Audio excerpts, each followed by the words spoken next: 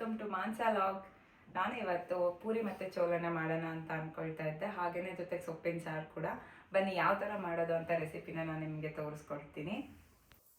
ಚೋಲ ಮಾಡೋಕ್ಕೆ ನಾನು ರಾತ್ರಿನೇ ಕಾಬೂಲ್ ಕಡಲೆ ಏನಂತಾರೆ ವೈಟ್ ಕಲರಿಂದು ಆ ಕಡಲೆಕಾಳನ್ನ ನೆನೆಸಿಟ್ಟಿದ್ದೆ. ನೋಡಿ ನೆಂದ್ಮೇಲೆ ಎಷ್ಟು ಚೆನ್ನಾಗಾಗಿದೆ ಅಂತ, ಯಾವ ಥರ ನೆಂದಿದೆ ಅಂತ.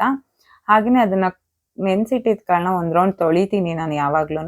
ತೊಳೆದ್ಬಿಟ್ಟು ಇವಾಗ ನಾನು ಅದಕ್ಕೆ ಎಷ್ಟು ಬೇಕೋ ಅಷ್ಟು ನೀರನ್ನ ಆ್ಯಡ್ ಮಾಡಿಬಿಟ್ಟು ಕುಕ್ಕರಲ್ಲಿ ಇಡ್ತಾ ಇದ್ದೀನಿ. ಇದು ಒಂದು 3 ವಿಷಲ್ ಬಂದರೆ ಸಾಕು, ತುಂಬಾ ಸಾಫ್ಟಾಗಿ ಬರುತ್ತೆ. ಹುಣಸೆ ಹಣ್ಣು ಕೂಡ ನಮ್ಮ ಊರಿಂದಾನೇ ತಂದಿದ್ದು, ನಮ್ಮ ಅತ್ತೆ ಅವ್ರು ಕೊಟ್ಟು ಕಳಿಸಿರೋದು. ನಮ್ಮ ಮನೆ ಹಿತ್ತಲಲ್ಲಿ ಇದೆ ಮರ ಅದರದ್ದು. ಅದನ್ನು ಕೂಡ ಒಂದು ರೌಂಡ್ ತೊಳೆದು ಅದನ್ನು ನೆನೆಸಿಟ್ಟು ಇಲ್ಲಿ ಸೊಪ್ಪಿನ ಸಾರಿಗೆ ಏನೇನು ಬೇಕು ಅಂತ ರೆಡಿ ಮಾಡ್ಕೊಳ್ತಾ ಇದ್ದೀನಿ. ನೋಡಿ, ಬೇಳೆನ ಚೆನ್ನಾಗಿ ತೊಳೆದ್ಬಿಟ್ಟು ಅದನ್ನು ಕುಕ್ಕರ್ಗೆ ಹಾಕ್ತಾ ಇದ್ದೀನಿ. ಹಾಗೆಯೇ ರಾಜಗಿರಿ ಅಥವಾ ಹರವೆ ಸೊಪ್ಪು ಅಂತ ಏನು ಹೇಳ್ತಾರೆ, ಆ ಸೊಪ್ಪನ್ನ ನಾನಿಲ್ಲಿ ಚೆನ್ನಾಗಿ ಕಟ್ ಮಾಡಿಕೊಂಡು ಬೇಳೆ ಜೊತೆಗೆ ಸೇರಿಸ್ತಾ ಇದ್ದೀನಿ. ಸೊಪ್ಪನ್ನ ಚೆನ್ನಾಗಿ ತೊಳಿರಿ, ಇಲ್ಲಾಂದರೆ ಅದರಲ್ಲಿ ಮರಳು ಥರದ್ದು ಅದೆಲ್ಲ ಜಾಸ್ತಿ ಇರುತ್ತೆ, ಅದು ಉಳ್ಕೊಂಡ್ಬಿಡತ್ತೆ. ಅದಕ್ಕೆ ನಾನು ನೀರುಳ್ಳಿ ಮತ್ತು ಟೊಮೆಟೊನ ಮಿಕ್ಸ್ ಮಾಡಿ ಎಷ್ಟು ಬೇಕೋ ಅಷ್ಟು ನೀರು ಸೇರಿಸಿ ಇದನ್ನು ಕೂಡ 3 ವಿಷಲ್ ಆಗೋಕ್ಕೆ ಬಿಡ್ತಾ ಇದ್ದೀನಿ. ಹಾಗೆಯೇ ನನಗೆ ಪ್ಲ್ಯಾಂಟ್ ತುಂಬಾ ಇಷ್ಟ ಮನೆಯಲ್ಲಿ. ನನ್ನ ಮನೆಯಲ್ಲೂ ಚಿಕ್ಕ ಚಿಕ್ಕ ಪ್ಲ್ಯಾಂಟ್ ತುಂಬ ಇದೆ, ನೀವು ನೋಡ್ಬೋದು ಇಲ್ಲಿ. ಈಗ ನಾನು ಸ್ವಲ್ಪ ಮೈದಾ ಹಿಟ್ಟನ್ನ ಕಲಸಿಟ್ಕೊಳ್ತಾ ಇದ್ದೀನಿ ಪೂರಿ ಮಾಡೋಕ್ಕೆ. ಯಾಕಂದರೆ ಚೆನ್ನಾಗಿ ಹಿಟ್ಟು ಕಲಸಿ 1 ಅವರ್ 1.5 ಅವರ್ ಈ ಥರ ಕಳೆದ್ರೆ ತುಂಬ ಸಾಫ್ಟಾಗಿ ಮತ್ತು ಪೂರಿ ತುಂಬ ಉಬ್ಬಿ ಬರುತ್ತೆ. ಇಲ್ಲ ಅಂದರೆ ಸೋಡಾ ಆ ಥರದ್ದೆಲ್ಲ ಆ್ಯಡ್ ಮಾಡ್ತಾ ಹೋಗಬೇಕಾಗತ್ತೆ. ನಾನೇನು ಹಿಟ್ಟು ಕಲಸೋಬೇಕಾದ್ರೆ, ಯಾವುದೇ ಹಿಟ್ಟು ಕಲಸಬೇಕಾದ್ರೆ ನಾನು ಚಪಾತಿಗಾಗಲಿ ರೊಟ್ಟಿಗಾಗಲಿ ಪೂರಿಗಾಗಲಿ ಉಪ್ಪು ಹಾಕಲ್ಲ. ಮಸಾಲೆ ರೊಟ್ಟಿ ತಾಳಿಪಟ್ಟು ಈ ಥರದ್ದು ಮಾಡಿದಾಗ ಮಾತ್ರನೇ ನಮ್ಮ ಮನೇಲಿ ನಾವು ಉಪ್ಪು ಹಾಕೋದು. ಇಲ್ಲಿ ನೀವು ನೋಡ್ತಾ ಇರೋ ಥರ ಪಾತ್ರೆಗೆ ಎಣ್ಣೆ ಹಾಕಿ ಸಾಸಿವೆ ಜೀರಿಗೆ ನೀರುಳ್ಳಿನ ಹಾಕಿ ಚೆನ್ನಾಗಿ ನಾನು ಫ್ರೈ ಮಾಡ್ಕೊಳ್ತಾ ಇದ್ದೀನಿ.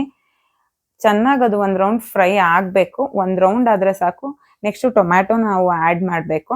ಟೊಮ್ಯಾಟೊ ಹಾಕಿದ ತಕ್ಷಣ ಅದು ಇನ್ನೊಂದು ಸ್ವಲ್ಪ ಚೆನ್ನಾಗಿ ಫ್ರೈ ಆಗಬೇಕು. ನೀರುಳ್ಳಿ ಮತ್ತು ಟೊಮ್ಯಾಟೊ ನೀವು ನೋಡ್ಬೋದು. ಅಲ್ಲಿವರೆಗೂ ನಾವು ಅದಕ್ಕೆ ಹಾಕೋಕ್ಕೆ ಮಸಾಲೆ ರೆಡಿ ಮಾಡ್ಕೊಳ್ಳೋಣ. ಒಣ ಕೊಬ್ಬರಿ, ಕೊತ್ತಂಬರಿ, 1 ಟೊಮ್ಯಾಟೊ, ಒಂದು ಸ್ವಲ್ಪ ಬೆಳ್ಳುಳ್ಳಿ, ಒಂದು ಸ್ವಲ್ಪ ಶುಂಠಿ, ಸ್ವಲ್ಪ ಜೀರಿಗೆನ ಮಿಕ್ಸ್ ಮಾಡಿ ಬೆಂದಿರೋ ಕಾಬೂಲ್ ಕಡಲೆನ ನೋಡಿ ಎಷ್ಟು ಸಾಫ್ಟಾಗಿ ಬೆಂದಿದೆ ಅಂತ ನಿಮಗೆ ತೋರಿಸ್ತೀನಿ. ಇದು ತುಂಬಾ ಸಾಫ್ಟಾಗಿ ಬಂದಿದೆ. ಇದನ್ನು ಕೂಡ ಒಂದಿಷ್ಟು 2 ಸೌಟಷ್ಟು ಕಡಲೆ ಬೆಂದಿರುತ್ತಲ್ವ, ಅದನ್ನ ನಾವು ಮಿಕ್ಸಿಗೆ ಹಾಕೊಳ್ಳೋಕ್ಕೆ ಆ್ಯಡ್ ಮಾಡಬೇಕು. ಹಾಗೇನೆ ಬೆಂದಿರೋ ಕಡಲೆಕಾಳನ್ನ ಸ್ವಲ್ಪನೇ ಸ್ಮ್ಯಾಶ್ ಮಾಡಬೇಕು. ಯಾಕಂದರೆ ನಾವು ಮಾಡಿರೋ ಮಸಾಲೆ ಆಗಿರ್ಬೋದು, ಒಗ್ಗರಣೆ ಆಗಿರ್ಬೋದು, ಕಾಳು ಜೊತೆಗೆ ಚೆನ್ನಾಗಿ ಹೊಂದಲಿ ಅಂತ. ಇಲ್ಲಿ ಒಗ್ಗರಣೆಗೆ ಒಂದು ಸ್ವಲ್ಪ ನಾವು ಮನೇಲಿ ಮಾಡಿರೋ ಮಸಾಲೆನೇ ಹಾಕಿದ್ದೀನಿ. ಅರಿಶಿನ, ಖಾರದ ಪುಡಿ, ಸ್ವಲ್ಪ ಉಪ್ಪು ಎಲ್ಲದು ಹಾಕಿ ಚೆನ್ನಾಗಿ ಫ್ರೈ ಮಾಡ್ತಾ ಇದ್ದೀನಿ. ನೋಡಿ, ನಾನು ಇದಕ್ಕೆ ಚೋಲೆ ಮಸಾಲ ಅಥವಾ ರೆಡಿಮೇಡ್ ಪ್ಯಾಕಿಂದ ಏನನ್ನು ಯೂಸ್ ಮಾಡಿ ಹಾಕ್ತಾ ಇಲ್ಲ. ಹಾಗೆಯೇ ನಾನು ಮಾಡಿರೋ ಮಸಾಲೆ ಏನು ನ್ಯಾಚುರಲ್ ಆಗಿರೋದಿದೆ ಅದು ಪೇಸ್ಟ್ ರೆಡಿ ಆಗಿದೆ. ಅದು ಇವಾಗ ಸ್ವಲ್ಪ ಹಸಿ ಸ್ಮೆಲ್ ಅದರದ್ದು ಟೇಸ್ಟ್ ಹೋಗೋ ತನಕ ಚೆನ್ನಾಗಿ ಬೇಯಿಸ್ಕೋಬೇಕು. ಅದು ಬೆಂದ ಮೇಲೆ ಬೇಯಿಸಿರೋ ಕಾಳನ್ನ ಅದಕ್ಕೆ ನಾವು ಆ್ಯಡ್ ಮಾಡಬೇಕು. ಸ್ವಲ್ಪ ನೀರು ಜೊತೆಗೆ ಆ್ಯಡ್ ಮಾಡಿ ಚೆನ್ನಾಗಿ 1-2 ರೌಂಡ್ ಅದನ್ನು ಕುದಿಸಿ, ಸ್ವಲ್ಪ ಹುಣಸೆಹಣ್ಣು ಹಾಕಿ ಮತ್ತೊಂದು ರೌಂಡ್ ಕುದಿಸಿ ಸ್ವಲ್ಪ ಕೊತ್ತಂಬರಿ ಹಾಕಿದ್ರೆ ಸಾಕು, ಚೋಲೆ ತಿನ್ನೋಕ್ಕೆ ರೆಡಿಯಾಗಿರುತ್ತೆ.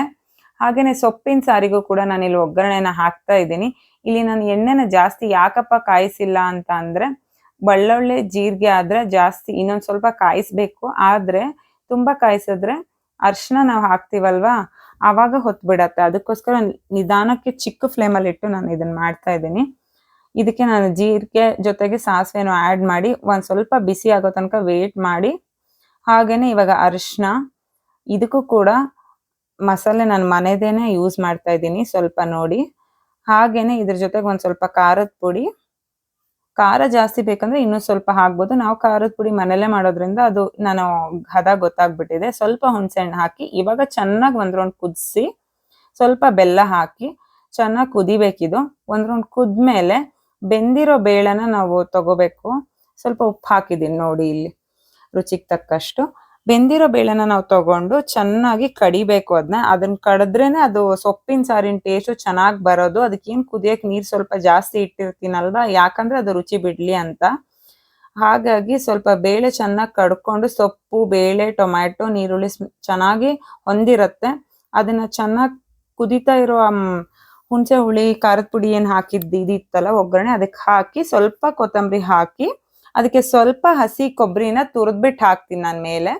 ಕೆಲವೊಬ್ರು ಮಿಕ್ಸಿ ಮಾಡಿ ಕೂಡ ಹಾಕ್ತಾರೆ, ಎರಡೂ ತರಾನು ಹಾಕ್ಬೋದು. ನನಗೆ ಕೊಬ್ಬರಿ ತುಂಬಾ ಇಷ್ಟ ಅಡುಗೆಯಲ್ಲಿ, ಅದಕ್ಕೋಸ್ಕರ ನಾನು ತುರ್ದ್ಬಿಟ್ಟೆ ಹಾಕ್ದೆ. ಅದು ಒಂದ್ ರೌಂಡ್ ಚೆನ್ನಾಗಿ ಕುದೀತು. ಇನ್ನೊಂದೆರಡು ಸಲ ಕುದಿ ಚೆನ್ನಾಗಿ ಬಂದ್ರೆ ಟೇಸ್ಟ್ ತುಂಬಾನೇ ಚೆನ್ನಾಗಿ ಬರುತ್ತೆ. ಹಾಗೇನೆ ನಾನಿಲ್ಲಿ ಪೂರಿಗೆ ಹಿಟ್ಟು ನಾದಿಟ್ಟಿದ್ನೆಲ್ಲ ಉಳ್ಳಿ ಮಾಡಿ ರೆಡಿ ಮಾಡಿದ್ದೀನಿ. ನನ್ನ ಹಿಟ್ಟು ತುಂಬಾ ಚೆನ್ನಾಗಿ ನೆಂದಿತ್ತು. ನೀವು ನೋಡ್ಬೋದು ಇವಾಗ ಎಣ್ಣೆಗೆ ಹಾಕಿದ ತಕ್ಷಣ ಎಷ್ಟು ನೀಟಾಗಿ ಉಬ್ಬಿ ಬರುತ್ತೆ ಅಂತ. ಏನು ಸೋಡಾ ಅಥವಾ ಏನೂ ಆ್ಯಡ್ ಮಾಡ್ದೇನೆ ನೀವು ಮಾಡೋಕ್ಕೆ 1 ಅವರ್ 2 ಅವರ್ ಮುಂಚೆ ನೀವು ಹಿಟ್ಟು ಕಲಸಿಟ್ಬಿಟ್ರೆ ಸಾಕು. ಪೂರಿ ಇದೇ ತರ ಸಾಫ್ಟ್ ಆಗಿ ಹಾಗೂ ತಿನ್ನಕ್ಕೂ ತುಂಬಾ ಸಾಫ್ಟ್ ಆಗಿತ್ತು. ಹಾಗೇನೆ ಉಬ್ಬಿರೋದು ನೋಡಿ ಎಷ್ಟು ನೀಟಾಗಿ ಎಣ್ಣೆಗೆ ಹಾಕಿದ ತಕ್ಷಣನೇ ಉಬ್ಬಿದೆ ಅಂತ. ಎಲ್ಲರೂ ಪೂರಿನ ಮಾಡಬೇಕಾದ್ರೆ ಹಾಕಿದ ತಕ್ಷಣ ಎಣ್ಣೆ ಒಳಗಡೆ ಕಳಿಸ್ಬಿಡಿ. ಫುಲ್ ಅದು ಮೇಲ್ಗಡೆ ಎಲ್ಲ ಆಯಿಲ್ ಬಿದ್ರೇನೆ ಅದು ನೀಟಾಗಿ ಉಬ್ಬಿ ಬರಕ್ ಸಾಧ್ಯ. ಸೊ ನಾನು ಮಾಡಿರೋ ಪೂರಿ ಮತ್ತೆ ಚೋಲೆ ರೆಡಿ ಆಗಿದೆ. ಇದೇ ತರದ ಡಿಫ್ರೆಂಟ್ ರೆಸಿಪಿಗಳಿಗಾಗಿ please subscribe my channel. Thank you for watching. ನಾನು ಬರ್ತೀನಿ ಮತ್ತೊಂದು ಹೊಸ ವಿಡಿಯೋ ಜೊತೆಗೆ. ಬಾಯ್.